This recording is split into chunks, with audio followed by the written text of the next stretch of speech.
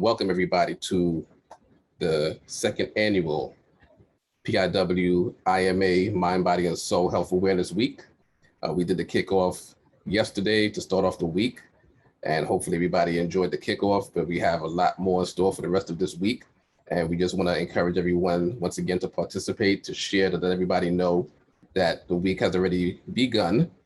And we do encourage everybody to register as well. So for those that are watching on the YouTube, we'll be posting a link for registration so that you can register for the week. And once again, the donations for your registration will be going to the American Cancer Society. This is something that the PIW has been doing for many years, as they have been doing these health initiatives every October. But starting last year, the PIW joined with the IMA to present this Health Awareness Week. So once again, we want to thank the creator of the universe for this opportunity, for this union of the sisters and the brothers joining together in order to present this week. So once again, I just want to start off in prayer. Thanking you, Lord our God, the eternal creator of the heavens and the earth. Thanking you for all that you do for us. Thanking you for waking us up this day and allowing us the opportunity to worship before you and to call upon you even at this time. And even as we begin to delve within ourselves, we do ask that your presence and that you will place a Holy Spirit within us that would teach us and guide us even throughout this week, and that the things that you will open our eyes to, the understanding that you will bring forth to us, you would allow us to even carry it on for the rest of our lives. For we understand that you alone are the creator of the heavens and the earth, that you alone are King. And we thank you for this opportunity to even know that we are the children of Israel. And we thank you for the joining of the sisters and the brothers, even at this time, in order to present to the rest of your people. So once again, we ask for your blessing, even during this presentation, that you would bless the presenters who will speak this day, and that you will also present all of those that will present throughout this week. So once again, we attempt to do everything in your great, mighty, and exalted name. Hallelujah. Amen. So once again, we welcome everyone to this second annual PIW IMA Mind, Body, and Soul Health Awareness Week. And this evening, we'll be going into mental health. So you'll have brothers from the IMA that will be presenting this evening on the topic of mental health. Last year, when the IMA presented during the men's health evening session, it was about spiritual health, mental health, as well as physical health. But this evening, we're focusing primarily on the mental health for the brothers. And this would also, of course, translate to the sisters as well. So I'm going to introduce the first presenter for this evening. He goes by the name of Tair Ben-Dan. He is the son of Samal Zakar Ben-Dan, and he is also the grandson of Moreh Mishael Ben Yisrael. So we know that he comes from a strong lineage, but he is able to hold his own. As you will hear him present this evening, you will definitely be able to tell that. You know, he teaches quite often at Beit Al-Hakma Ubina. And he's part of this mental health initiative this evening because he is, in school right now. He's in college right now studying psychology. So he's amongst brothers who are already in this field, but once again, he's about to present, and we just want everybody to give their attention at this time to Ta'ir Ben Dan. Right. First and foremost, give all honors and praises, respect, and acknowledgement to the great King of the universe, God of our fathers, Abraham, Yitzchak, and Israel. Thank him for my lives, for your lives, for the lives of my family, for the ability to be able to promote something such as mental health, which is most definitely necessary, especially in these times. One thing that often happens is that mental health is overshadowed by physical health, not necessarily implying that one is more important than the other, but to be healthy both physically and mentally are both necessary in the creation of a stable human being and subsequently a stable community. Yeah, as was mentioned, when we previously went over different aspects of women's wellness, and tonight we'll be going over different aspects of men's wellness. So I will share my screen and begin the presentation. So again, the topic for tonight would be men's wellness and utilizing Torah-based principles and building healthy relationships. So what I've done is I've divided this presentation into 4 different categories, that being the socio-religious and socio-cultural bases of male dominance, that being ideals of different areas of study that would seemingly be completely separate from the issue, but based on different interpretations of them have resulted in differences of thought concerning gender relations. Then going into epigenetics and the generational psychological effects of American slavery, which we as Black people in the United States are currently living through the effects of. Then going into the culture and development of toxic masculinity, and concluding with a discussion on correctly defining masculinity, the healing process, and moving forward socially and communally. Right. Yeah, socio-religious, socio-cultural bases of male dominance.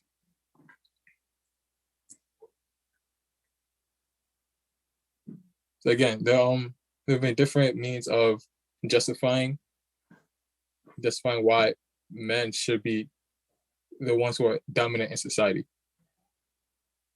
And the idea of male dominance is often equated to female submission.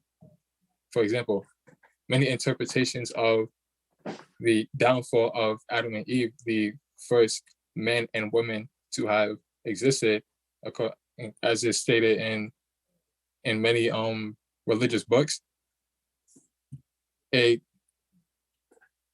many interpretations postulate that because Eve has succumbed to the temptation from the serpent, that action is reflected in all women as a sign of weakness, and therefore the necessity to be controlled in order to prevent such tumultuous aftermath to occur.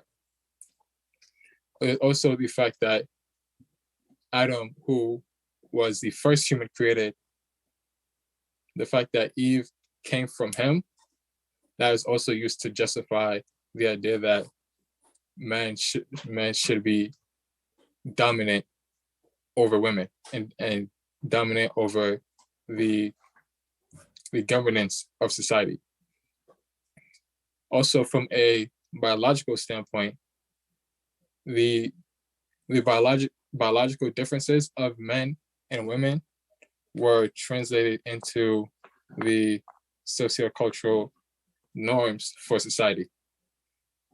Because oftentimes males are physically stronger than women, and that is therefore justified into having a greater role in the maintenance of a household and families. An identical dynamic should be applied for all types of relationships involving men and women. Now this is translated into all kinds of relationships, into how marriages should function, with the man having the final say, having the authority of control over the entirety of the relationship, and the women needing to accept that, to be subservient to that man because of his given and accepted role, and that dynamic should not be corrected or changed at all. Now going into epigenetics and the effects of American slavery. Now, epigenetics, which is better known as generational traumas, are similarities are found between multiple generations of people that are affecting one's behavior, one's view on certain things, how one chooses to interact with other people in any sort of relationship, and any general faults that one may have as a result of said experiences. Now, these experiences may include, as I previously stated, slavery, but they may also be sexual assault, domestic violence, and acts of murder. Now, again, this generational trauma can be passed down as far down as a generation exists. Slavery having concluded, quote unquote, in 1863, and the decades prior to that, the psychological and mental damages done have effect on descendants of those enslaved people today. Now, one aspect in particular of American slavery that is destroyed and affected the minds of many of our people is a stark hierarchical system. Meaning that one class of people possesses more power than another class of people. In the case of the United States, one's race and ethnicity is the precedent of the power, and then the gender. Again, being men are greater than women. And with race and ethnicity, being white or European is being white or European is inherently being more powerful than being non-white and non-European. This was the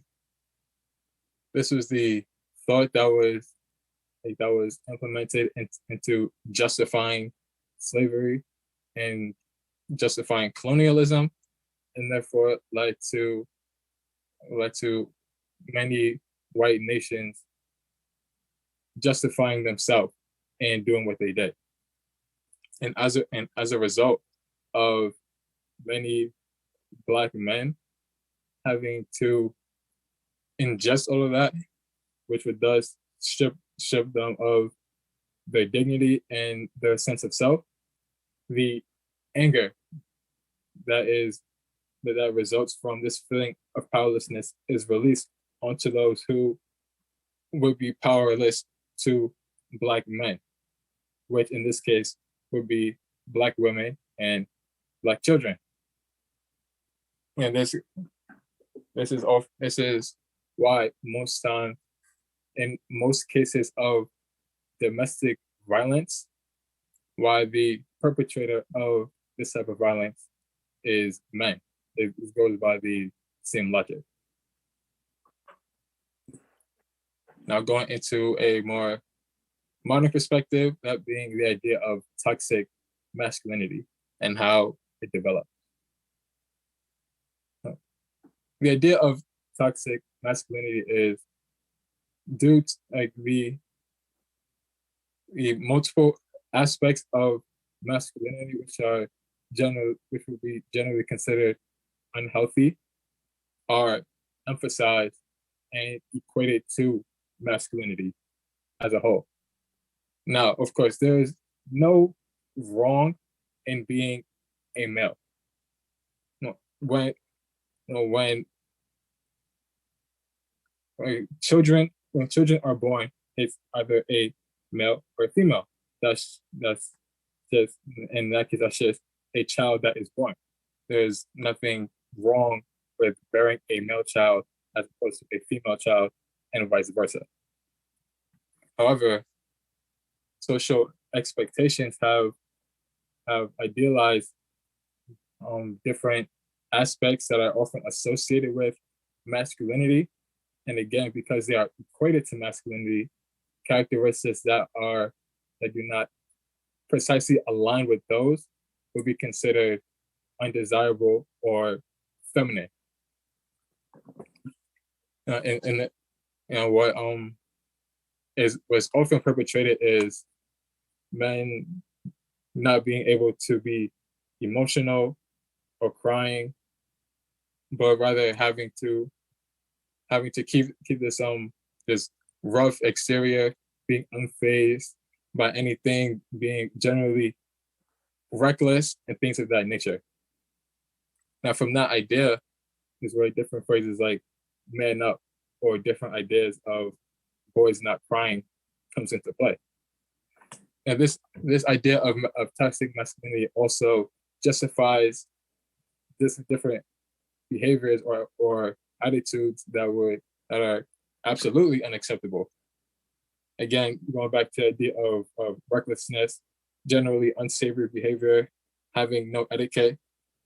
Again, all those would revolve around the idea of boys will be boys.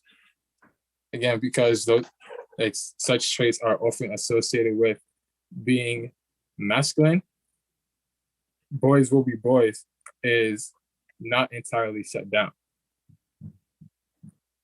Now, again, when comparing stereotypically masculine traits and stereotypically feminine traits, as you can see, this whole concept of toxic masculinity exists within sexism and justifying masculine dominance and feminine submission.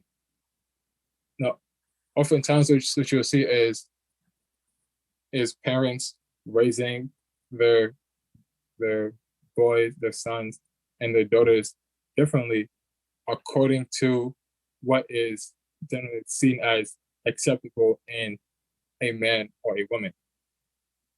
What people often do is harp on daughters towards being respectful, towards being passive, and not causing too much trouble, as opposed to sons. Oftentimes, those what would generally be entirely unacceptable in daughters, that's not that expectation is much more lenient in son. Again, or revolving around the idea of male dominance and being more accepting of certain traits that are generally more masculine. Now, of course, when you consider from a perspective of Torah, there's nothing that would imply that males and males and females have more or less power than one another. Again, going back to the idea of concepts of Torah or the Old Testament or the Bible in general, many of those ideas that involve gender relations, those are misconstrued into implying that male dominance and female submission are justified by God and therefore must be abided by, which is not true. Which then goes into the healing process and the necessity to move forward. Now, in order to promote ideas of equity between men and women, society as a whole must become much more open-minded and willing to listen. According to the National Institution for Mental Health, in 2019, the suicide rates among males were 3.7 times higher than among females. That rate in females being 6 per 100,000, and in males 22.4 per 100,000. Such a high rate it can be justified and made sense of by the idea that men should not be too emotional. And because of that, what happens is a lot of men feel that they have nowhere to turn to when the quote unquote feminine side is coming out. And then because they're unable to speak to anybody in fear that their quote unquote feminine traits will be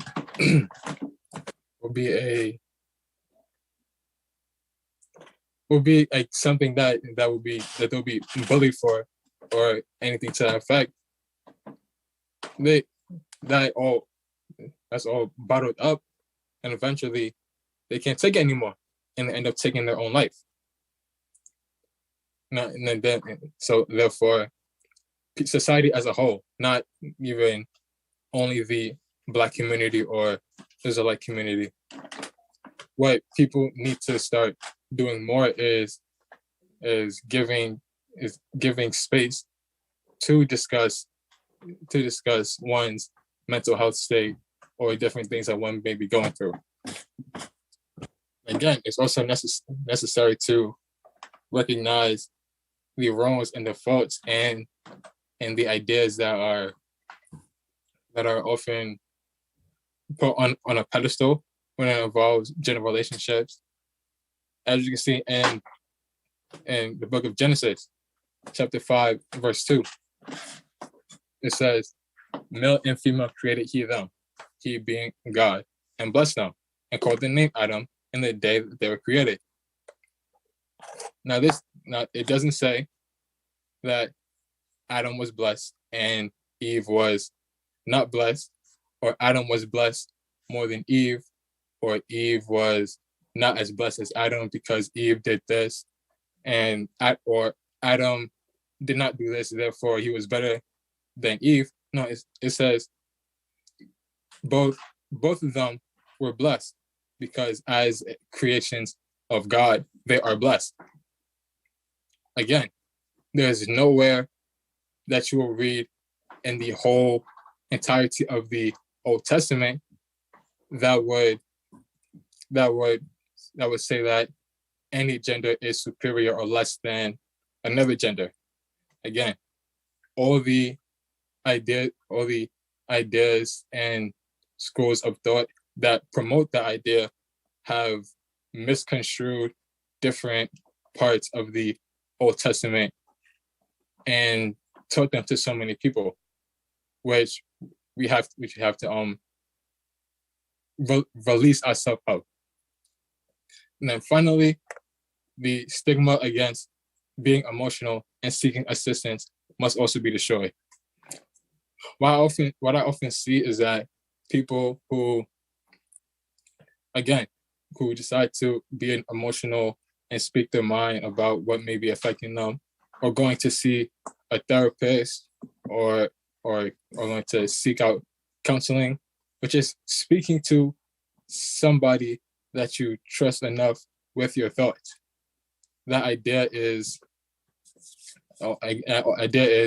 seen as non-masculine because men are not supposed to be emotional according to the ideals of masculinity. And this all connects back to the idea of having to break out of our callousness that is developed over centuries, and accepting that being emotional is a part of being human.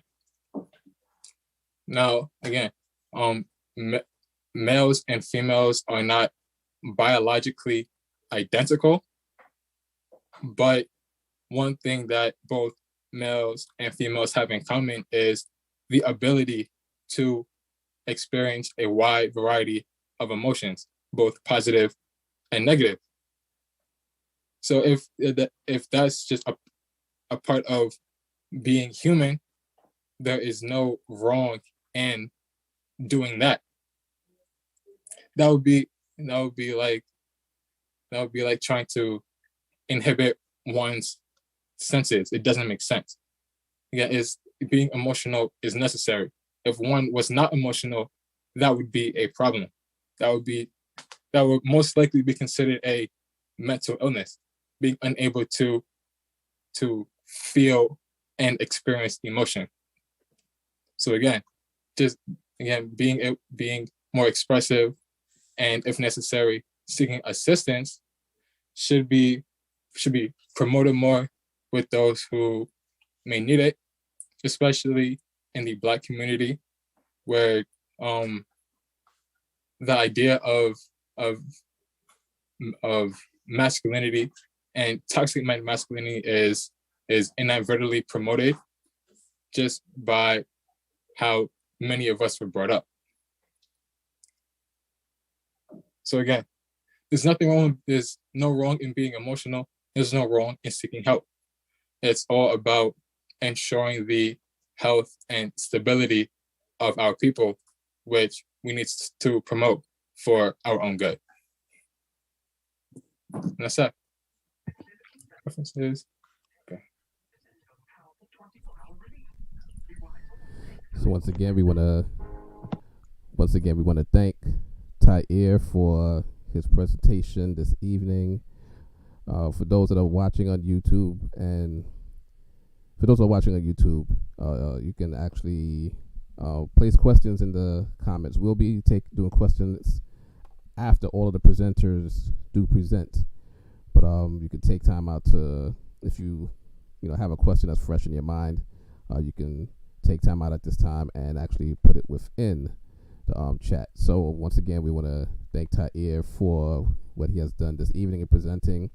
And once again, he's a young man in this way of life, and he's also a young man in this field of psychology. Once again, as we mentioned earlier, he's dedicating his life right now into his college studies in psychology. So you can see he's driven. He's one that's you're gonna be looking to in the future. So as you mentioned within his presentation, we have to take time out to seek counsel from those who are professional. So you see that he's within his way of life, and as a result of that, he can be trusted and very respected for what he's doing. So once again, we want to thank Tyre for his presentation that he made this day. So once again, as we continue to move on with our program, we are going to introduce our next presenter, who will be Dr. Bowen, who received his Ph.D. in the School of Human Service Professions from Wilder University, and he also has an MSW from the School of Social Administration at Temple University. So again, the topic for this evening is mental health, and we have, gathered those who are professional and those who are, well adept in this field. So once again, we're going to bring to you at this time, Dr. Bowen. Shalom alaikum to everybody. All honor and all praise to the Most High, thanking Hashem for allowing me to be alive and well, to be with you this evening, and to talk about a very, very important topic. I want to commend Brother Tahir in his presentation and in his studies, and want to recommend to him that he consider joining the Association of Black Psychologists. It's a national organization of Black psychologists that was started in the late 60s. They have chapters throughout the country. I'm pretty sure there's one in New York. They're all over, and it might be a great place to get additional work in the field and to do some important networking. But anyway, I thought that was an outstanding presentation, Brother Tahir. Thank you so much for taking the time to talk to us. I want to pick up on some of the points you made by talking about men's mental health and its impact on the relationships that we have with the women in our lives. That is, it's very hard to talk about men's health unless invariably you have to talk about women, because we are intertwined, we are one. Hashem, going back to the book, he said male and female, he created them in his image. And so when a man and a woman are married, they become one flesh. That is, they become one in terms of their mind, their body, and their soul. And so I want to talk about men's mental health and relationship to how we interact with the women in our lives, and basically based on three principles, the three principles of the 13 attributes that the Most High conveyed to Moshe. There are actually three that I want to just bring your attention to that could govern our lives, and that is Rakun, which is compassion, Eret Apayim, mean being slow to anger, and Varav Kesed, being abundant in kindness. And so these are the three of the attributes that I think are important for men. We must govern our lives. That is, that we must always show compassion. We must be slow to anger, and we must always display acts of kindness toward others, and particularly those who are significant in our lives. And again, I'm talking about this within the context of our relationship with the women in our lives. I'm not sure if I can share this. So I'm going to be talking about red flags in relationships. And let's see if it comes on. Okay. So basically, I want to talk a little bit about unhealthy signs that we can identify in relationships. And the reason that I want to focus on unhealthy signs that we identify in relationships is because we want to identify them before they become abusive. That is, if you ignore unhealthy signs in relationships, they will escalate to the point of becoming more and more abusive. And of course, in the Israelite community and in the Black community in general, but particularly in the Israelite community, we really need strong families and strong relationships. Why? Because of the social learning theory. Our children learn how to behave based on what they see and how they see us interact. And so the importance of talking about unhealthy signs are to identify these things in relationships before they become abusive, and to spot the early signs of abusive behavior. The more red flags you see, the more often they happen. You can start to look at that pattern as it evolves. And so the first emotional red flag is emotional red flag. And that is a relationship where your partner ignores or tends to ignore what you say, or to belittle what you say, sometimes to talk over you, sometimes to pretend that they don't even hear what you're saying. And sometimes it could mean that when they get around certain people, they act differently. And the person will do things that will hurt your feelings and basically expect you to just sort of get over it. These are emotional red flags in a relationship that can escalate to become much, much larger. And oftentimes it starts at the emotional level. The other one are verbal red flags. You know, the person starts to call you names, often criticizes you for things, and humiliates or embarrasses you in public. Again, these are verbal red flags that you want to be aware of and that you want to think about as things move forward, because again, these are escalating patterns.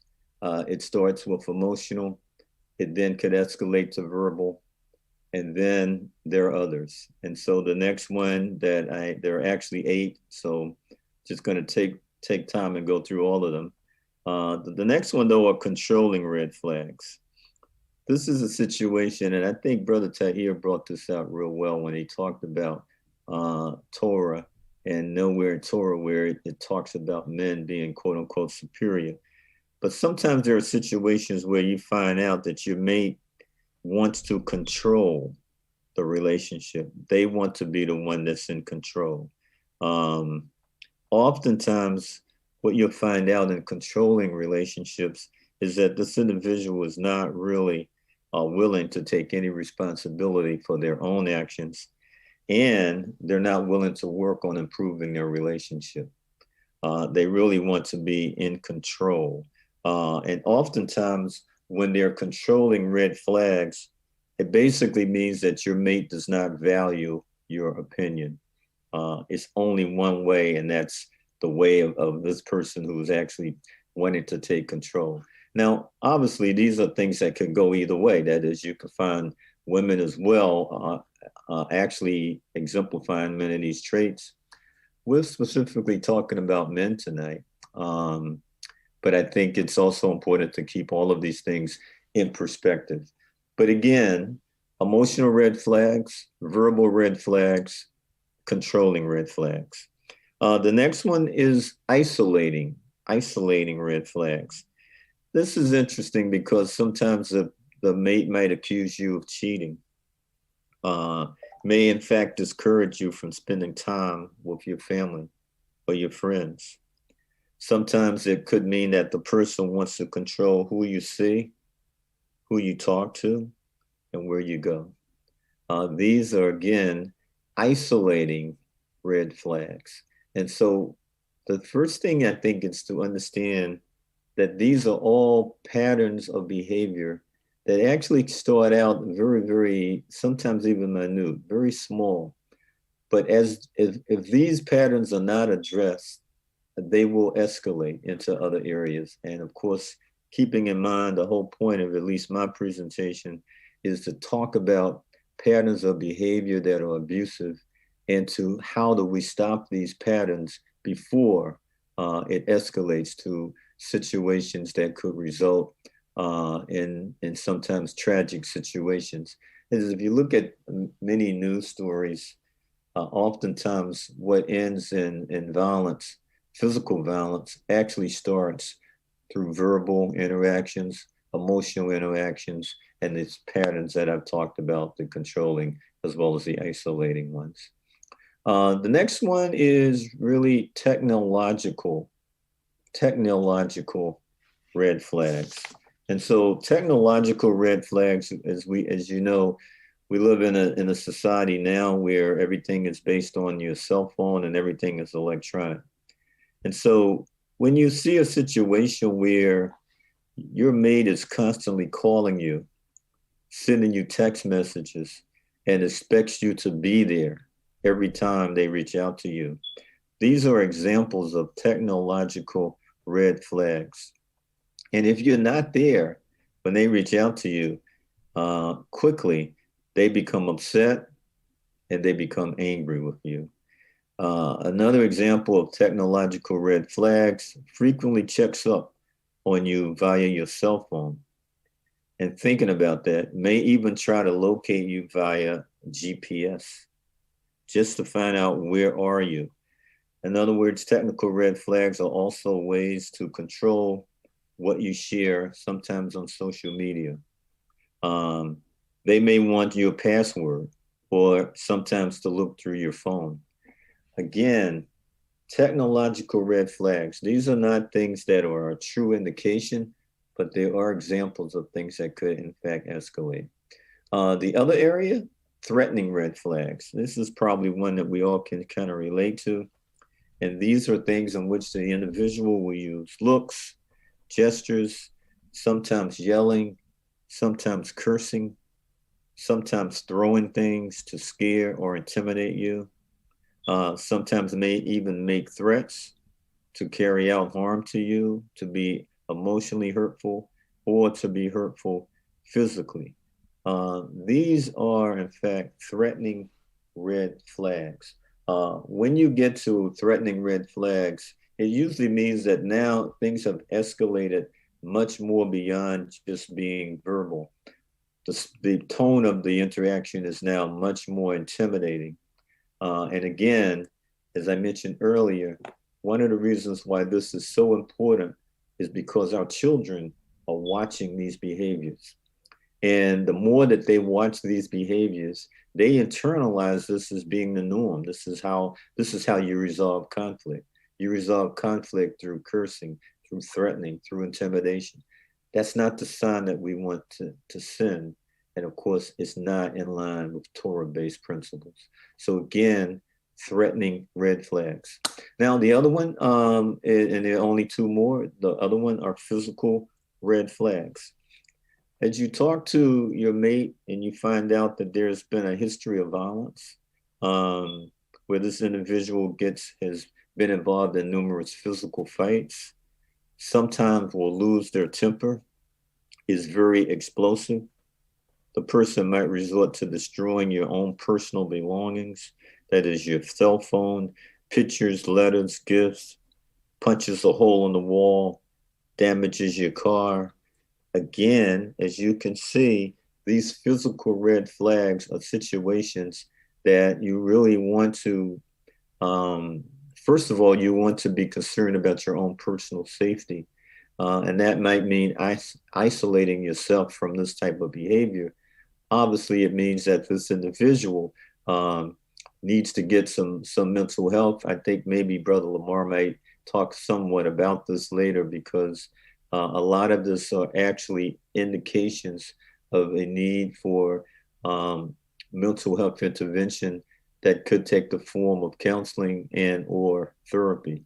But again, physical red flags are very, very, very much so indicative of a situation that could escalate to a person using a weapon, where someone could be hurt critically, or even worse so. And then the last one are sexual red flags. These are things that when the individual violates your personal space, touches you more frequently than you're comfortable with, pressures you for sex, or attempts to manipulate you if you don't, by carrying on a guilt trip about what you should or should not do. Again, all of these things combined, all 8 of these areas that I've covered, are indications of a relationship that, if not addressed head on and not addressed early, can only escalate into bigger problems. And so, it doesn't really matter to me how well you read Torah, or how much you can talk about Hebrew or scriptures. If you're unable to control your emotions, if you can't talk to people in a way that's civil, if you have to be in control of relationships, that means that there's some areas that you need to address early on. And I think that's when areas that involve mental health can become very, very important, and particularly in terms of treatment. I actually spent my early part of my career working in the psychiatry department at Temple University. And we witnessed and intervened in many situations that these areas that I'm talking about were very, very vividly displayed and sometimes required medication. But whatever it is, I think as the Israelite community, we must recognize these behaviors and call them for what they are. Do not shy away from them or sweep them under the rug. Because in order to build a strong, healthy Israelite community, our relationships with each other must be based on integrity and love and respect for each other.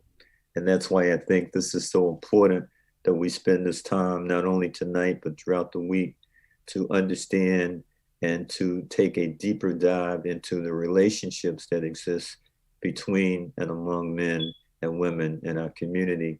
And again, it has larger implications for our children. And so I'm going to stop there and turn it over to Brother Lamar. We want to leave some time for some discussion and for some dialogue.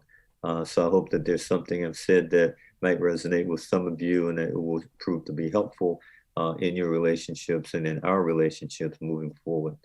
Shalom Aleichem.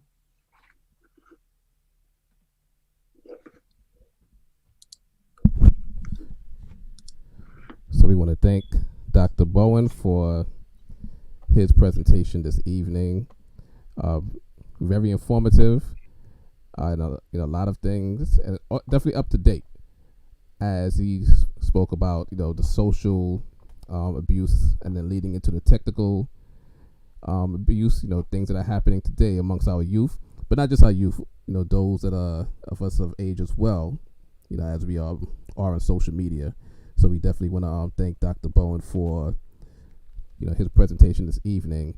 And at this time, we're gonna once again, if you have any questions and you think you may forget, later on when we have the question and answer at the end of everything, just make sure that you put it in the chat, and then we'll scroll back into the chat and ask those questions to the presenters. And whether it's something that you want to ask in general, or if it's something that you want to ask, to a specific presenter, just feel free to do so. So once again, thanking Dr. Bowen for his presentation this evening. And as he mentioned, we're going to go now into speaking with Brother Lamar.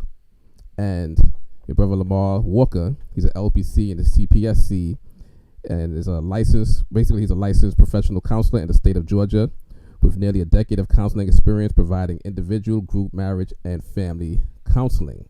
So once again, as we are talking about mental health this evening, we wanted to make sure that we brought forth those who are professional in this field.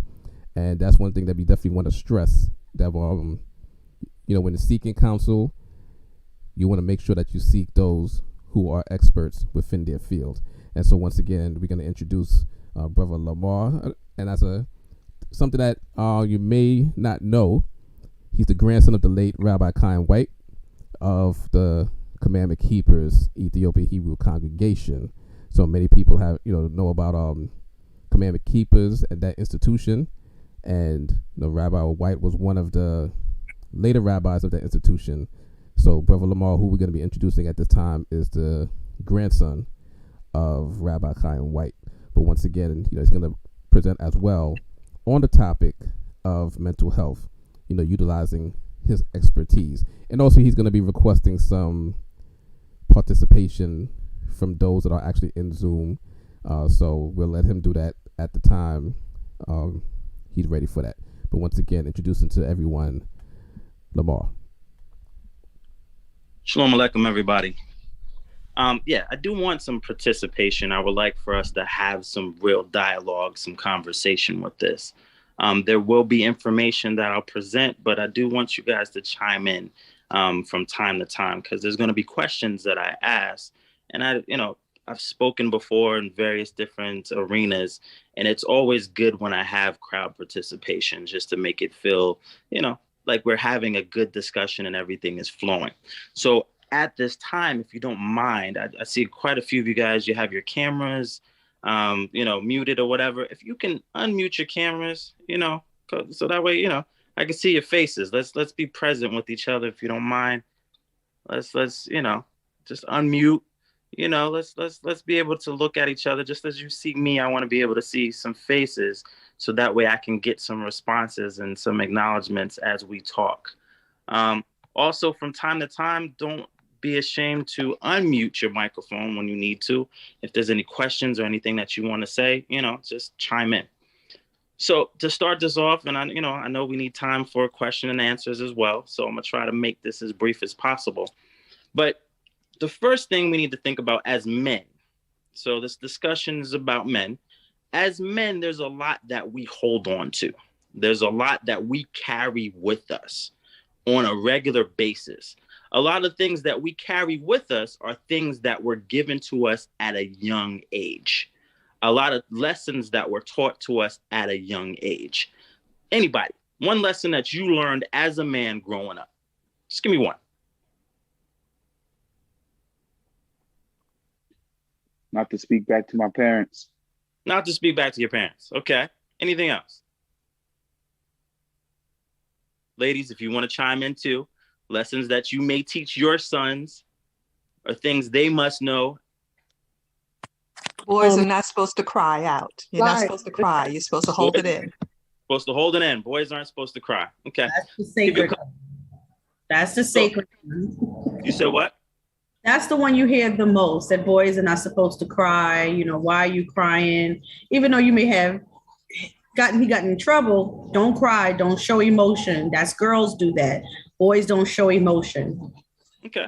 I mean, but that's a lot. That's a lot to take in. You get that from a young age. So be strong. Be strong. I think we heard that before. Be a hard worker. Be a provider. Control your emotions. What? I heard something else? Man up. Man up. Man up. Don't cry. Man up.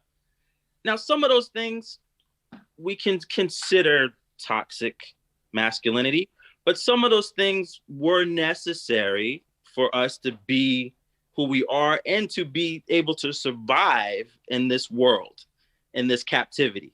So we had to stay strong, you know, even throughout centuries and slavery. You had to stay strong, you know.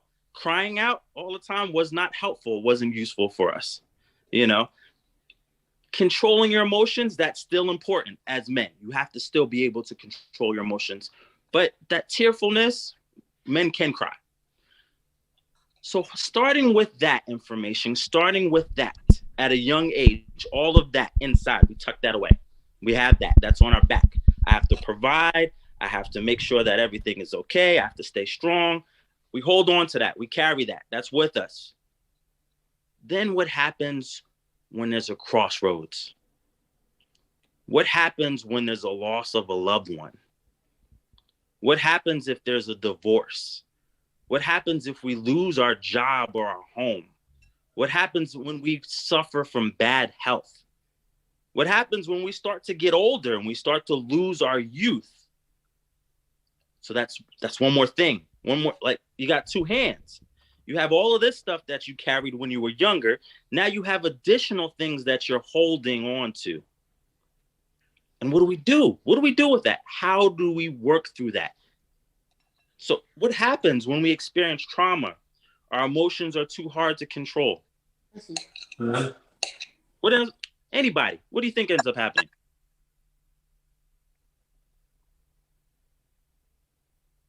If you turn on the television, you'll see a lot of it. What do you see happening with us when we lose control, when we have all of these things? There's a lot of losses and a lot of changes, and we're holding on to it. What happens in our community? Become abusive. We become abusive. So this is earlier. Violence. Mm-hmm. Mm-hmm. So there's violence, there's drugs, there's impulsive behaviors, it becomes hypersexual. All of these things happen because we don't know what to do with these emotions. We're looking for ways to cope with these situations that aren't effective. We're looking for relief from these situations, from these losses, from these changes, from these burdens, from these things that we're carrying, and we're looking in directions that aren't helpful for us. We're turning to people that may not know how to help us. We're taking advice and suggestions from people that are worse off than we are. So many of us as men are unaware that we may be suffering from depression. Depression doesn't always look like what it looks like on television. And depression for men is different a lot of times than what you see as it relates to women, not to be sexist or anything. Because we're taught to hold in a lot of our emotions, you will see some of that behavior that I talked about. We will be focused and we will be able to function. And a lot of times this is called functional depression. We go to work, we come home. We go to work, we come home. We take care of the family, we provide, we do all those things we were taught before, but then we find ourselves, our energy is down. We have a lack of energy. We're more irritable. We lack focus.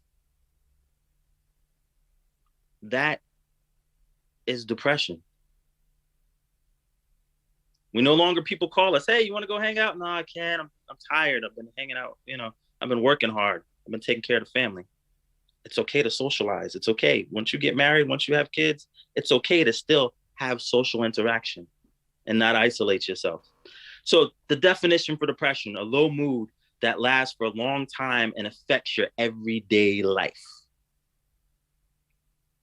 Then we run into anxiety, strong feelings of unease, worry, and fear. You're driving to that job and you don't want to be there. You're not happy there. So you're feeling nervous. PTSD, a psychiatric disorder that can occur in people who have experienced or witnessed a traumatic event. Either experienced or witnessed or heard a traumatic event. You turn on a television every day, we're witnessing. There's a such thing as secondary trauma. People are dying from COVID. People are getting shot, males from police officers.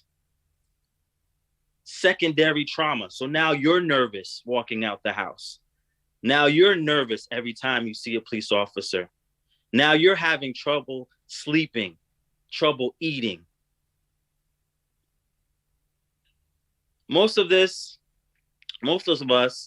when we have these experiences, we have these losses, we're dealing with this depression or anxiety, a lot of men try to focus on our physical health. I need to go to the gym. Maybe I need to eat right. But you can't focus on your physical health if your mental health isn't right. Your mind is so closely tied to your body. We go for physical checkups on a regular basis, but we don't go for a mental checkup to make sure everything is all right. We, again, just put the stuff in the bag and we keep carrying it. It's like we stuff things in the refrigerator. I don't know about you. If you leave something in the refrigerator too long, it doesn't end up right. So there has to be a way to clean this out. There has to be a way to work through this. So as was told before, you definitely want to find a professional to talk to. Your homeboy on the corner, he don't know everything. He's not trained to do it. If you have a broken leg, you're not going to try to mend it yourself, or have your homeboy that does that knows a little bit, read a little bit of the books, help you and put a tourniquet on or whatever. You need to go to somebody that can help you. A couple other tips that are helpful. Nurture your social life. Nurture your social life. There's many components to us, not just providers, not just stay at home. Nurture your social life. Try peer support. Join organizations. Talk to other men. Men into your congregation. Speak to them. Find out what do they do. Make time for therapeutic activities, such as meditation, listening to music, take a walk. Yes, you still need to look after your physical health.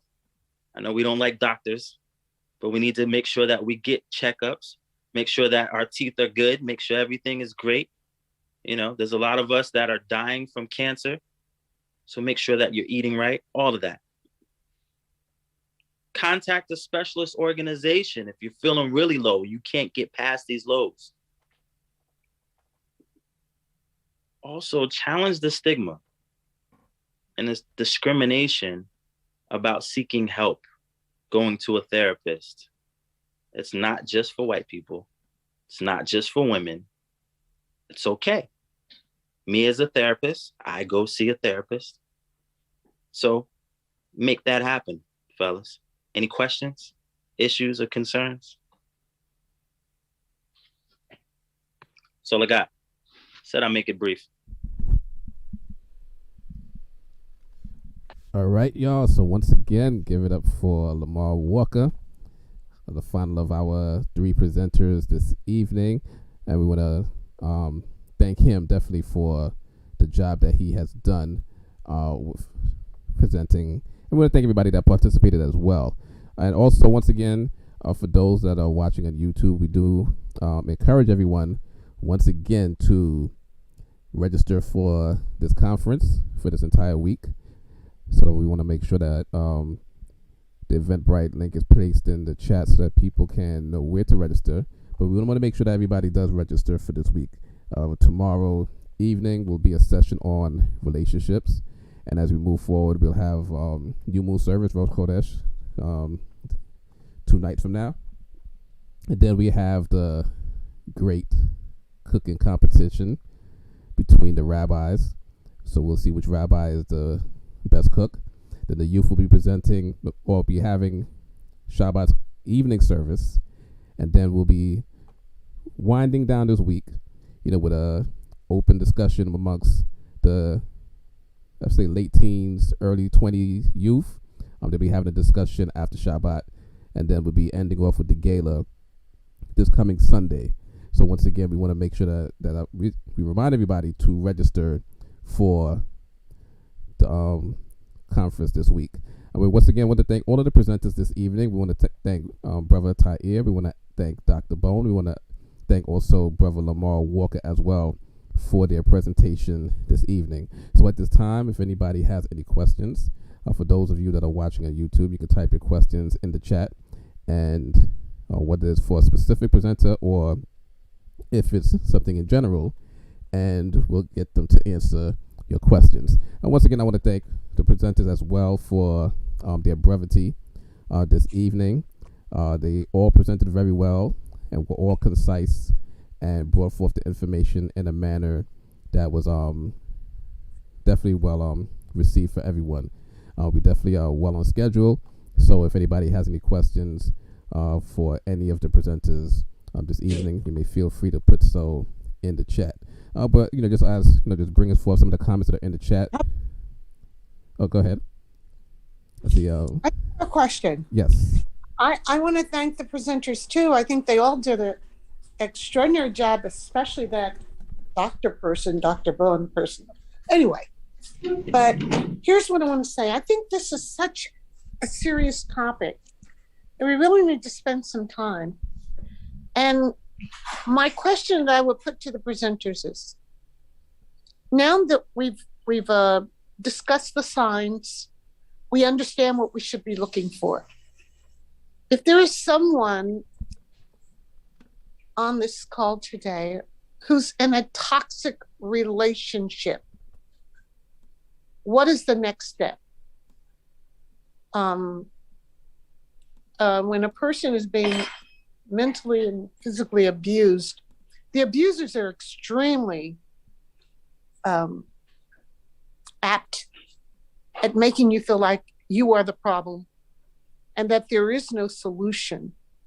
And I think there is a lot of abuse going on in relationships and we have women who are stoic and say, well, that's my partner, that's my husband. I got to do what they say. I have to suffer this abuse.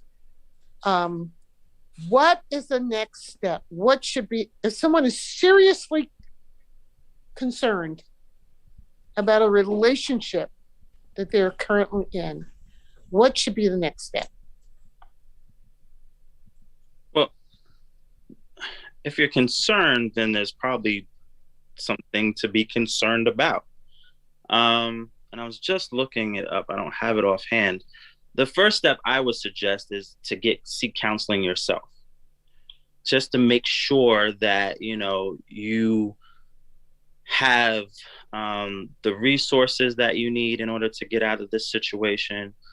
There's also, I'm looking for the number, the battered women's hotline, or domestic violence hotline. That's what it's called. You can call the domestic. Hold on, I'm trying to find the number. There's a 1-800 number for domestic violence. You can also find a counselor yourself, because these situations are difficult to get out of.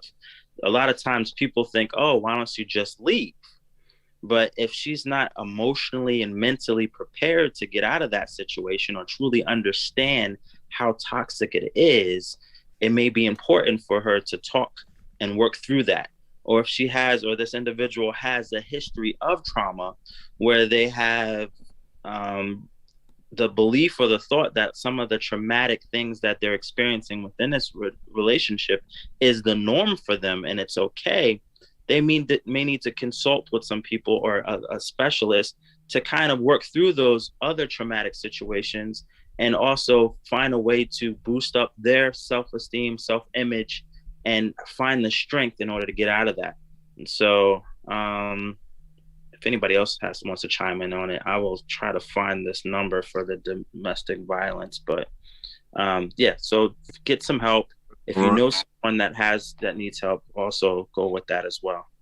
Yes. Yeah, Brother Lamar, I was going to add to that I think the other thing is that if you can find a support group, if there are people that you know that can be a source of emotional support for you, that would be an important consideration to keep in mind. That I often find that people who have been abused, whether it's physical, emotional, sexual, you name it, a lot of times having a support group can actually help in many instances. I think one of the things that we have, when I say we, I'm talking about in the Israelite community, is that we have groups of people who, because of the relationship over the years, are able to talk to each other about situations that are occurring. And sometimes just having an individual or individuals that you can talk to, that you can relate to, who can give you some constructive advice, would be an important thing to do. But I want to echo the point that Brother Lamar made a minute ago, is that sometimes you may be in a relationship and it may not be as easy to just make that exit. In those situations, there may need to be an exit strategy, but that might have to be done very, very carefully. I would caution going to a therapist when the relationship is very volatile, because a lot of times what happens after that therapy, when that couple goes home, I've seen situations that escalates to even a worse situation. So sometimes I would really not encourage a lot of couples work. I would say, as Brother Lamar said, maybe individual work with a therapist around that issue, but also having a concrete plan of how you are going to extricate yourself from that situation. And that may not happen right away, but there has to be an exit strategy in place.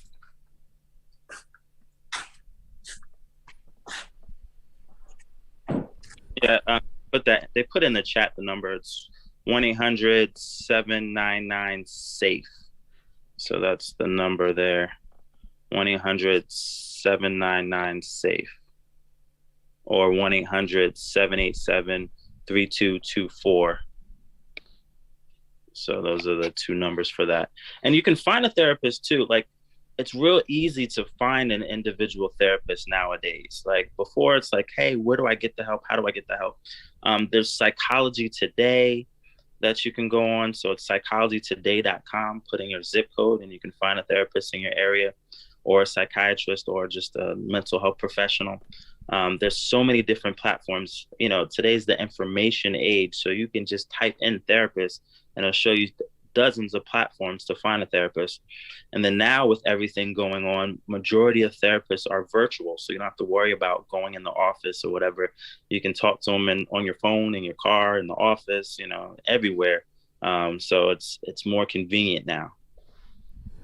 So once again, we invite everybody that's actually in the chat to ask questions. And we have a hand up in the room right now, so we're going to take a question from Sister Hayafa.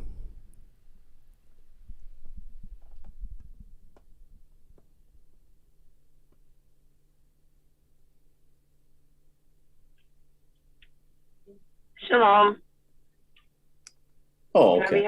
heard? Okay. I was looking for the unmute. No, you go ahead. button, I'll come back later. Go ahead. All right, so my question is, I do understand that there are a lot of types of abuse, but my question is geared towards physical abuse.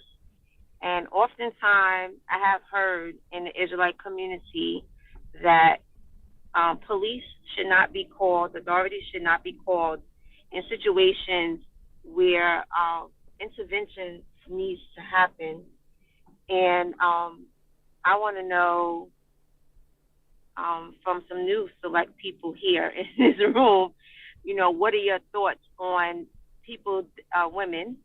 I can only speak for women. I do know that men get abused, but I only can speak for women, that when women are getting abused physically to the point where they're getting their brains bashed in, you know, why they should not call the police, or why we're being told that we should not call the police.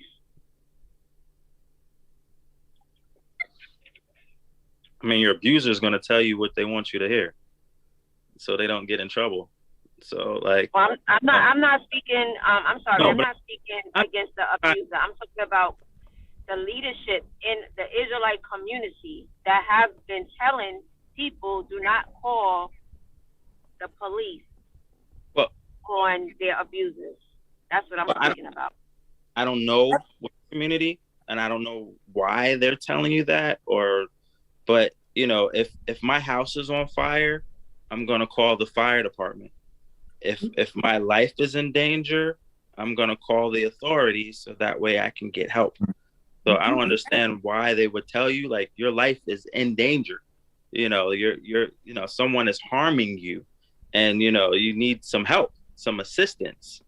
Now, the only way that I would say it may not necessarily be a situation where you will call the police, if, say, your partner does have a mental issue and they're having kind of a mental breakdown, but you don't feel necessarily like you're in harm's way, then there is crisis departments that can be called to come out, like a crisis unit to come out and kind of evaluate the situation and make sure that that everything is okay, and if they need further assistance. But even police officers are now trained in crisis interventions that are more effective. But yeah, if you're getting, like you said, your brain's bashed in and you know you're getting hurt, like, and you're getting assaulted, like, I would call the police. I don't see any logical reason why not. I mean, I understand everybody's, fearful because, police brutality and incidents that are happening within the community as it relates to the police. But yeah, you need to make sure that you're safe, and technically they're supposed to be here to assure that and that you're alive. Mm-hmm. That's amazing. Yeah, I think a lot of the communities, or maybe there could be situations where they're reticent to get the police involved because they really don't want that type of negative exposure. And so they rather have it like something sort of swept under the rug. However, one of the points I was trying to make when I talked earlier is that these situations tend not to go away. They only escalate. And so by taking any real action, you're only delaying the inevitable.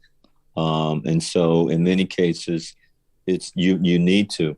Now, there is another point that, I think is important to make in terms of particularly spiritual leaders. If you're a leader in your community, but even if you're not, in some instances, now this could extend to other relationships, you actually a mandated reporter.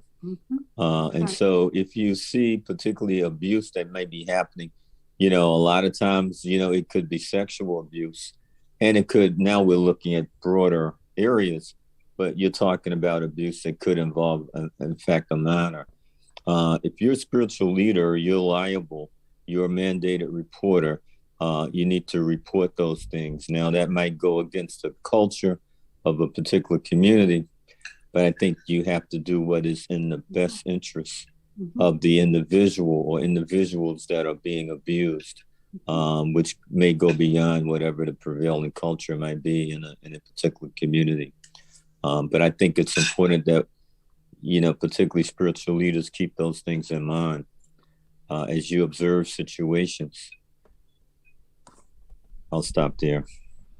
We thank you for your answers for that And question. could I do a follow-up on that? I don't know the minhag of all communities, but in Congregation Temple Bethel, we understand our obligation to the law. And no one in Congregation Temple Bethel will ever tell an individual, do not report someone that is abusing you. It's the basic rule of life. If a person thinks they can continue to get away with it, they will continue the abuse, even pretend that it isn't happening. And my husband and I have been involved in law cases where we had to, in fact, get involved in a situation where someone was going to be harmed. We saw it, we knew it, we were mandated reporters, and we addressed the issue. I don't know what community that is, but the community leader needs to have some update on the law and the effect of what they're doing is having on their community. We thank you. So the next question that we have is going to be from Brother Yirmiyahu. Thank you, everybody, for the presentations and for this topic that we're speaking on tonight. Very informative, very insightful. I do appreciate it. My question is surrounded about, I know we spoke a lot about dealing with emotions. So emotional,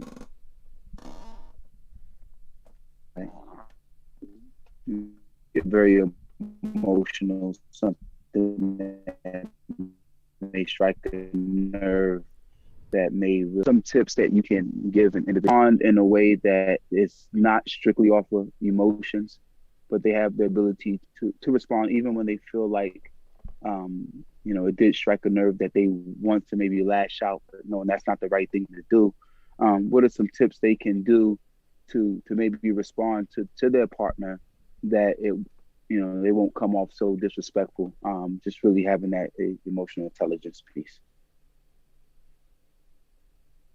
Well, emotions are normal, and emotions are natural. Like emotions are, when you have an emotion, there's neurotransmitters in your brain, and your body responds to an emotion. Your feelings is how you react to those emotions, or how you respond to the emotions that are elicited.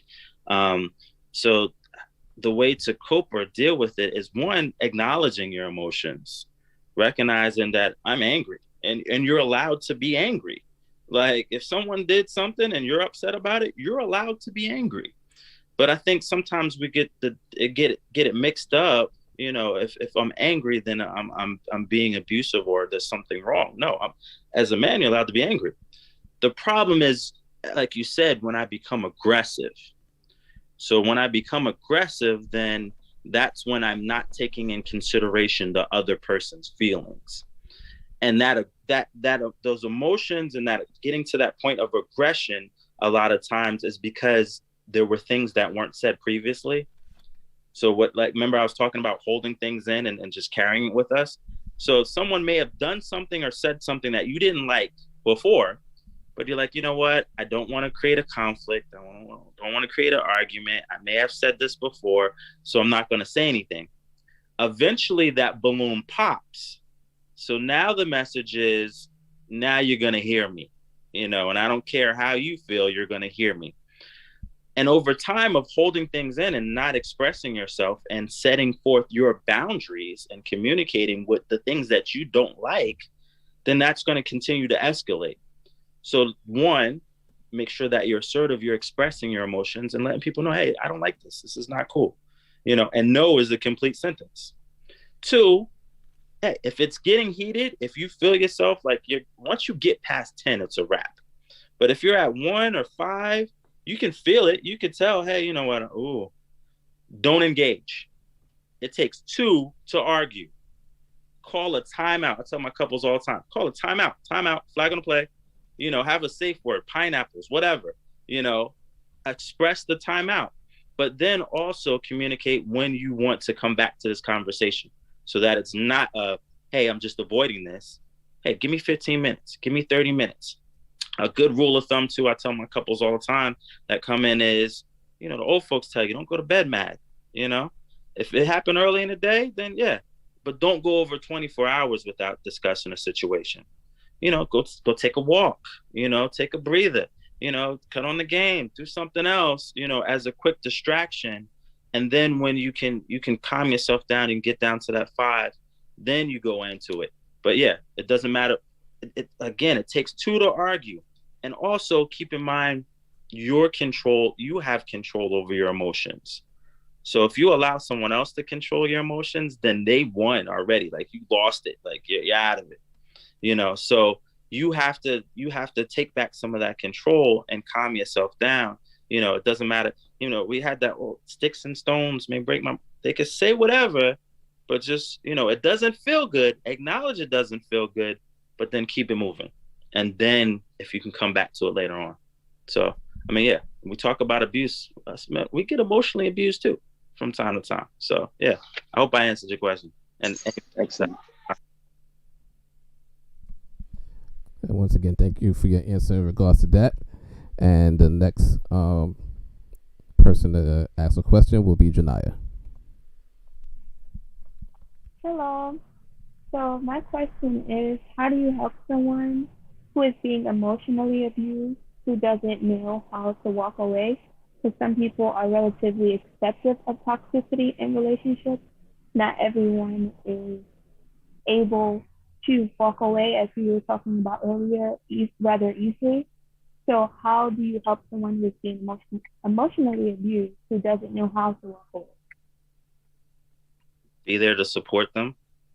Show them that you're going to be there for them no matter what. Acknowledge them. They have to come to a point to where enough is enough, where they're ready to leave. And if you kind of put your input in at the wrong time, then now it's turned on you. If it's a woman, like, hey, why are you talking about my man? Well, hey, don't you hear how he talks about you? Well, that's still my man. You can't talk about him. You're just jealous. It can turn into a whole mess, so hey, tell him, hey, and again, it's all about communication. Hey, I don't agree with how he talks to you. I don't agree with how he treats you. However, I will make sure that I'm here to support you in your time of need. And at some point in time, if you decide that, you need to leave, or you're ready to leave, then, hey, I'm here for you. And also, allow the conversation, if you notice it, you see it, talk about it. Like, hey, how do you feel like when he talks to you like that, and take them out, do things with them. A lot of times abusers will try to alienate other people that are within their circle and make sure that this person is isolated so that way they have more control. So don't give up on your friend, send them that, give them that domestic hotline number, slip them that, the therapist phone number.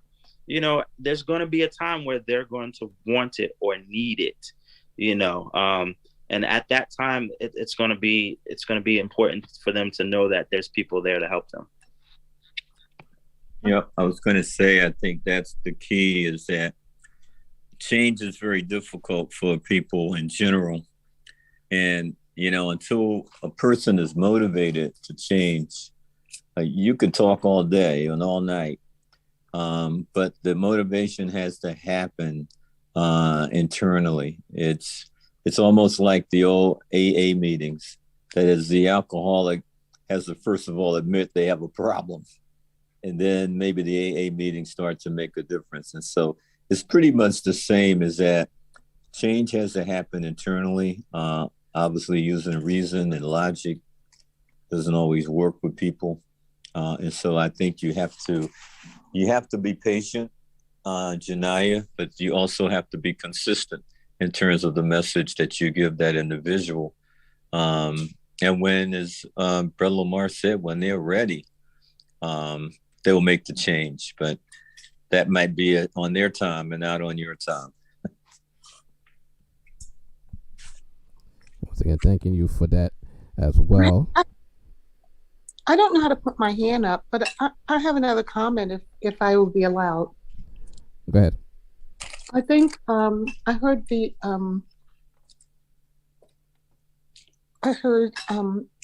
one of the therapists say, the old quote, "Sticks and stones may hurt my bones, but names will never hurt me." That's something we used to say growing up. And I would say that there is no truth in that.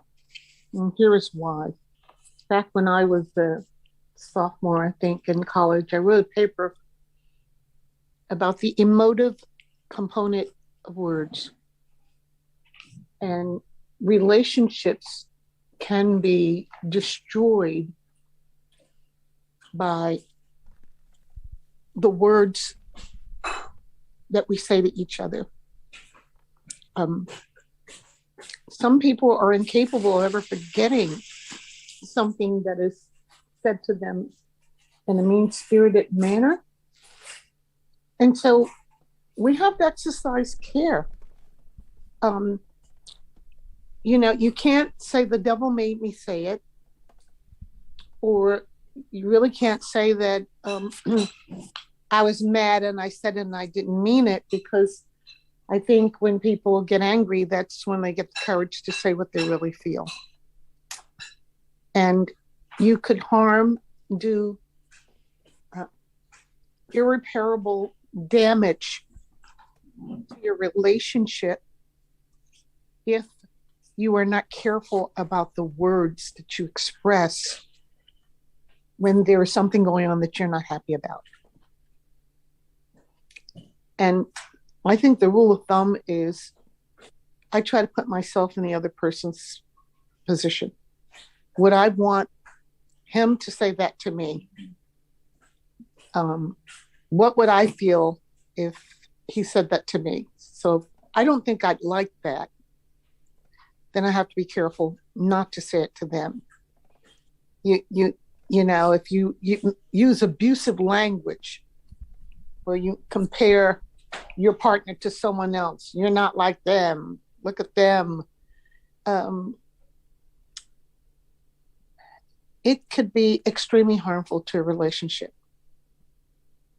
And so I think that should be one of the things we should take away. Learn to be angry and control your anger to the point that, as the therapist said, if you have to walk away, walk away. But do not say and or do something that you will regret. And the other thing is that partners need to realize that you married a grown-up. You did not marry a child. I am not my husband's mother. He certainly is not my father. We're both intelligent adults. And the more capable we are of respecting each other as responsible adults, the better our relationship will be. That's it. Thank you for that. Once again, anyone out there that's watching on YouTube that may have a question, you may feel free to do so.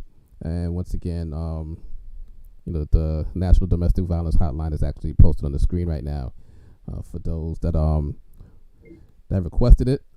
And as you know, we're speaking to this panelists, the panelists, and as we're wrapping up, there was something that Brother Lamar mentioned in response to one of the questions, and he spoke about crisis management, and in terms of people seeking counsel in that area when something is happening. So when I want to put a task out to the panelists right now. Would you, or is it possible, whether it's the three of you or whether there's more that you may know of within this community, to be able to form some sort of coalition to handle matters of mental health?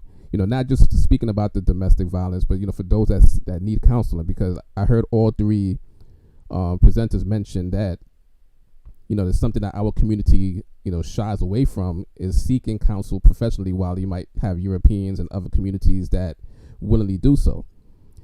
So would this this group of panelists be able to start some sort of coalition of counselors, whether it's for grief counseling, in all of the issues that were spoken of this evening?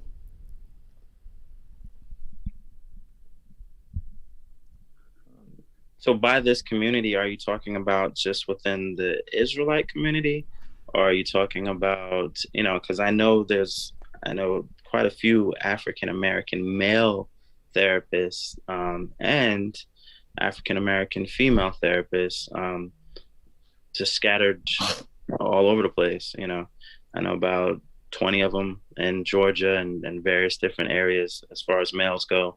And then there's some in New York. So are you talking about, as far as within the Israelite community, formulating, identifying other therapists that may be therapists or social workers that may be in the community, and kind of, circulating numbers or information? Is that what you're talking about? Just for clarity purposes. Yes, definitely within the Israelite community. So therefore, people could see faces that they trust, people that see faces who are in the community. They see faces of those that worship just like them and feel more comfortable to go to them, so that, there's not this apprehension of going to authorities or going to someone else outside of the community first, where there'll be some sort of in-house coalition that people can go to. And that goes from the top down. Spiritual leadership definitely need people to go to, and need counselors, even not necessarily if they don't want to go to them, but people that would go to the spiritual leadership and let them know that, you need counseling in some of these matters that you need. So some sort of in-house coalition, as you said, just some phone numbers, or a phone number where, whether it's the three of you or three or more of you that's within this community, that people can reach out to when they have any of the issues. Because, Dr. Bowen mentioned at least 8 matters in regards to mental health. So if anybody has a situation in any of those matters, that there'll be a coalition within our community that people can reach out to. Yeah. I would respond to that in the affirmative, Rabbi Benjamin. I think it's a need, something I'm thinking about.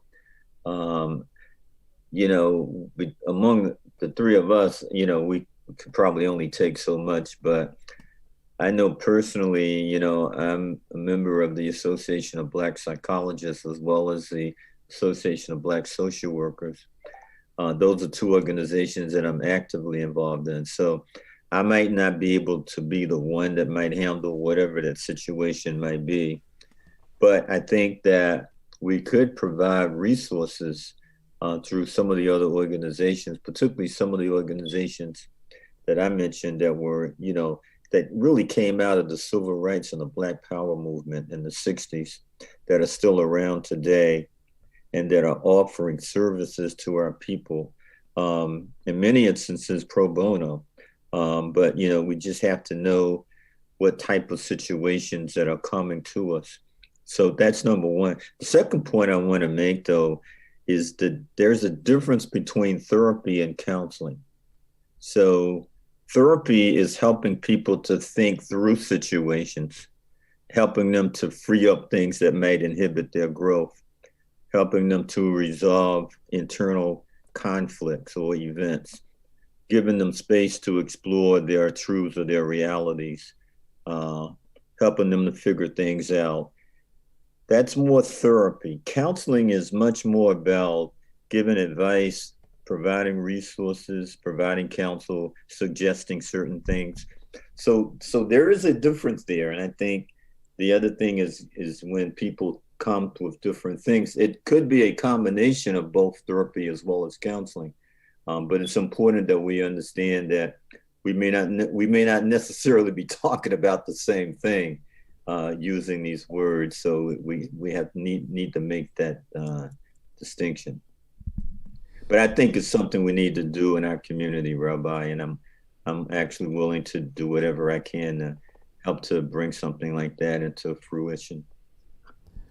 All right, thank you for the answers as well. And in regards to Brother Lamar, we're not necessarily alienating resources outside of the community. Of course, if there's, as Dr. Bowen mentioned, that if there's a need or if there's people outside the community but within the African American community, as you said, that we can reach out to help us, of course we can employ them, bringing them in. But, in terms of forming a coalition, basically the faces would be basically those within our community, once again, that people would see and, trust. And of course, these individuals will be well respected as well. There's a question in the chat, which the question is this: what advice do you have for the male-dominated leadership of our community? And I guess that would be for any of the three panelists. My advice is one word: listen. Humility and listen. Listen and be guided by that. So I don't think it's real complicated, but you do have to put your ego aside, and you have to recognize that we need to acknowledge that, knowledge and wisdom is not something that is exclusive to the male psyche. Hashem, as we know from reading Torah, where the Almighty used women in marvelous ways to do great things. So that goes without saying. So that's the only thing I would say, that learn humility, to listen and to acknowledge. I think one of my teachers used to say a wise man has one ear to the Creator and another ear to his wife. So yeah, that listening is definitely key. We thank you for that. Once again, as we will be wrapping up at this time, but just another question, definitely in regards to our community, dealing with what's going on, the climate. Many of us in our faith face many challenges, especially with employment. Right now, this is not something geared towards discussing pro-vaccination or anti-vaccination, but many in our community are facing or have already faced termination due to not being vaccinated. But also there's various issues in our community, such as Sabbath observance, when it comes to employment. What advice do you give, or would you give to those to help them, keep their faith and, strong in facing any adversity, with employment? Once again, what does observing the holy days or any of the issues that employment gives, to those in our community? And sometimes you find yourself in the lion's den, so yeah, it's difficult. But sometimes you find yourself in the dungeon and waiting for someone or something to change. But in that process, these situations, I could talk from a counseling perspective, like, hey, keep hope alive, everything is good. But also sometimes we're in that survival mode. I have to survive. I have to eat. I have to live. So, we still want to have that optimism, but, you have to act and have actions and not get stuck. Whatever's in motion stays in motion. So, if hey, you lost a job, you're not going to want to look for another job. It's very depressing. Your energy is going to be down. You're going to feel defeated, but you're going to have to push to look for another job, something, and eventually Hashem will provide, a way for you to be able to do the things that need to happen or whatever. And some feel, and some things You know, I mean, even me personally, you know, there was years that I worked on the Shabbat, you know, but and there's also things that are permissible. You know what I'm saying? If you're in a field where you're helping people, you know, if you're a doctor, you know, if you're a nurse or whatever, you know, you have to work. Someone has to be there. You know, even the rabbi is working on the Shabbat, you know, so you pray that you're put in positions that Hashem wants you to survive, wants you to live. You know, you don't take food out of your family's mouths or whatever because you feel like you have to do certain things in order to you know, Torah is not that way. Torah is not so like rigid that you cannot live your life and you cannot survive in this world. Yeah, the point I would make about that also is that particularly when you're having issues with your employer, is to know your rights. It's very important to know your rights and to be prepared to take legal action against your employer, particularly if you have the legitimate case that this is a clear instance of discrimination based on those protected areas like religion. And let's face it, racism is still very much alive as well as the other isms, discrimination against women, all of these things that are protected classes. So I think we all need to know what our rights are. We need to be prepared to fight and do the things legally that we need to do to counteract unfair employer practices. And in some cases, we have to, I think, look within our own communities in terms of continuing to build entrepreneurship activities where we're actually able to coalesce with others. But again, I think, you know, this is an old adage, and some people might say, but once one door closes, another door will open. But you have to be willing to seek that passage and not despair. But, you know, that's a realistic issue. I mean, I face both situations, so I know how that can go. Yeah. We thank you once again for those answers. And don't see any questions. Go ahead. Oh, Shalom. I don't know, like Rabbi Bowman, for some reason I can't raise my hand. Shalom, everyone. First, I want to just thank everyone for coming on tonight. This discussion is a much needed discussion. I hope we have it again. And I just want to say one takeaway that I got from this discussion is learning to control your emotion has no gender. It's a responsibility of male and female alike to learn how to control your emotion. I think sometimes men get the stigma of being the aggressor, but women too can be the aggressor. Dr. Bowen was talking about technology and how the use of these cell phones, we have a lot of young women now. It's all about technology. I won't say young women, but young people in general. Everything's through social media and telephones and things like that. And we just have to be very mindful about our emotions, male and female alike. And I just love this discussion. Again, I hope we have it on another time. There was a lot of things that was touched on tonight that I think could actually be like a whole week-long conference in itself. But just that part alone, controlling your emotions, is extremely important. And it helps yourself and your own mental health. That's what I've learned for myself. If I learn to control my own emotions, regardless of what people do outside of me, my mental health actually, can be stabilized. I'm not always a reactor because I know how to control my emotions. So I think that's one of the biggest takeaways that I got from this discussion. And to let everyone know who's viewing on YouTube, we will post all of these national hotlines so that you can have the resources that you may need.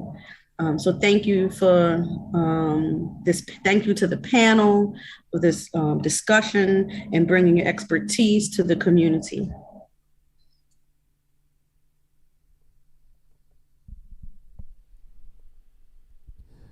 and I just give the panelists an opportunity to give their information if they want people to reach out to them, if possible, or just give a word or two in closing.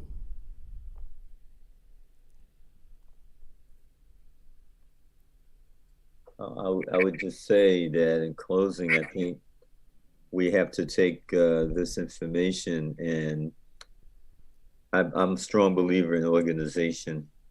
So just like we have the P.I.W. and the IMA, we have to take this information and begin to formalize it in some organizational fashion where we start to build in order to build Israel, we have to have these programs and activities. And although I applaud what we're doing once a year with coming together, I think I think we need a planning committee to look at what we can start doing on an ongoing basis throughout the year around activities and programs and projects that we're doing in our community that could be important in building. It's just a small step. You know, the scripture in Psalm says, commit thy works to Hashem and thy thoughts will be established. So I think we have to now look at how we can take these, after this week activity is over, how we can take these conversations and start to put them in the form of objectives that we can work on. And then the thing about objectives, a year from now, we'll know if we attain the objective or not. You can have a goal, but without objectives, you're not going to reach the goal.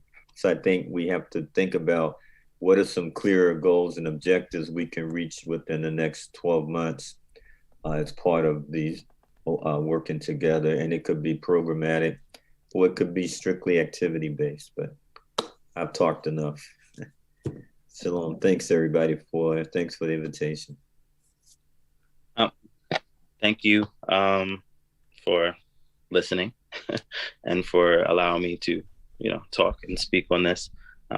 Very passionate as it relates to mental health. Been doing this for quite some time.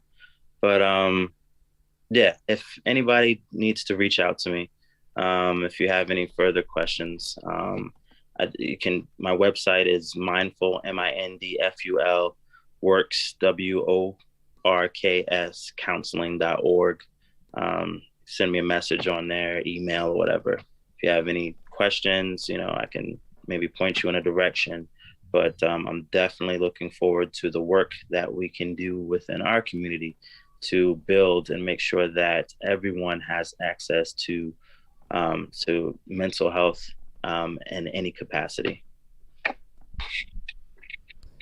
Once again, thanking you both for this, and we're definitely going to hold you out to the task and form some sort of coalition. And also, in the past year alone, we've been dealing with a lot of grief. We have been dealing with a lot of passings in our community as well, even in the last month alone. So, there's definitely a need for grief counseling and any form of counseling, or as Dr. Bowen mentioned, therapy, during these times. So we thank you both we thank all three of you for what you've provided for us. I'm actually going to just put Brother Lamar's website on the screen as we are closing right now for those that want to jot it down real quick. And as you mentioned, www.mindfulworkscounseling.org, so you can contact him. But as I mentioned, we'll get all three of them to come together and form some sort of group where the Israelite community can actually reach out to. So once again, thanking the presenters for their presentations this evening. And once again, we do encourage everybody to register for this week's events. The registration fee is $36, and for elders, it is $18. Once again, tomorrow evening will be a session discussing relationships. So this week will continue to go on. So we thank you all for participating. We thank you all for watching out there. And at this time, we're going to be dismissed. And at this time, I'll just pronounce the benediction as we depart this evening. So once again, just thanking you all and praying that the Most High will bless all of us. Yivareka Yehowish Mareka. Cain Yehirason. Ya'ir Yeho Panawaleka Wikuneka. Cain Yehirason. Yisa Yeho Panawaleka Wiyasemleka Shalom. Cain Yehirason.